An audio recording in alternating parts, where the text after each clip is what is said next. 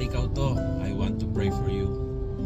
Father God, I pray for those who are sick, to those who are feeling pain. I pray, Panginoon, na pagalingin po ninyo sila, Panginoong Diyos. Dalangin ko na inyong makapangyarihang kamay, abutin sila sa mga oras na ito, because we still believe, Lord, in miracles. We still believe, Lord, that you are the same God, the God of yesterday, today, and tomorrow.